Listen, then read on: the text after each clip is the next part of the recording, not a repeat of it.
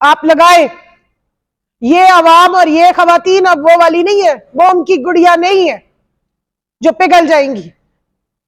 ہم آپ کو پورا جواب دیں گے, اور اس ملک کے لیے ہم نے اگر مانا ہے نا اور دل سے تسلیم کیا کہ نکلیں گے, اپنا حصہ ڈالیں گے, تو آپ کی ان دھمکیوں سے اور آپ کی ان بلیک میلنگ سے ہم واپس نہیں جائیں گے, یہ ذہن میں رکھیے گا.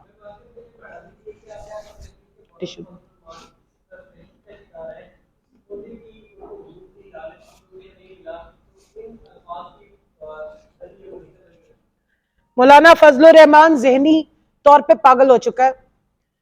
جب آپ حرام حلوہ کھاتے رہے نا ساری زندگی, تو پھر اسی قسم کی غلاظت نکل کے آتی ہے. جو منہ کھولتا ہے غلاظت نکلتی ہے, جو اندر کی غلاظت اور فرسٹریشن ہے نا وہ اب نکل رہی ہے. اس لیے میں نے اپنے ملک کے مایا ناز جو سائیکیٹرسٹ ہیں ان سے اپیل کی ہے کہ برائے مہربانی اس شخص کے واہیات کلمات سے پاکستان کی تمام خواتین کی تذلیل ہو رہی ہے. انٹرنیشنلی بھی ہمارا بڑا خوفناک امیج جا رہا ہے کہ اس طرح کے لوگ سیاسی پارٹیوں کے نہیں, پوری پی ڈی ایم کے سربراہ ہیں. اس وقت آپ کی بیٹھی ہوئی حکومت 13 جماعتی حکومت کا یہ سربراہ ہے. مسئلہ یہ ہے کہ جو اس کو آفر کیا گیا تھا وہ بیچارہ وہ پورا کر نہیں سکے. پرابلم یہ ہے کہ جنہوں نے کیلکولیشن کی تھی وہ صرف 172 کی کیلکولیشن کرتے رہے, وہ 22 کروڑ عوام کو کیلکولیٹ کرنے میں ناکام ہو گئے. ایک تو ان میں سے کل گھر چلے گئے ہیں, تو اب مولانا صاحب جو ہے وہ بیچارے, مولانا نہیں میں کہوں گی معذرت استغفار, مولانا اس شخص کو کہنا جو ہے نا مولانا لفظ کی بے حرمتی.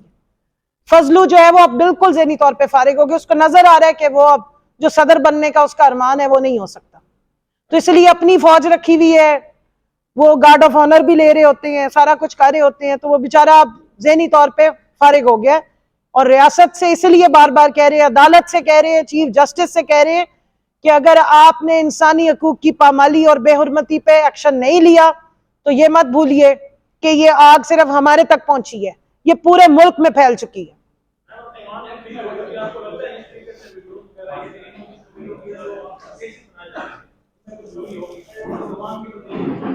جب تک رول آف لا نہیں ہوگا ملک میں, جس کے لیے ہم لڑائی لڑ رہے ہیں, حقیقی آزادی کا مطلب ہی رول آف لا ہے, تو رول آف لا نہیں ہوگا تو پھر ہمارے پہ کیسز بنے یا آپ پہ کیسز بنے, بات تو ایک ہی ہے نا.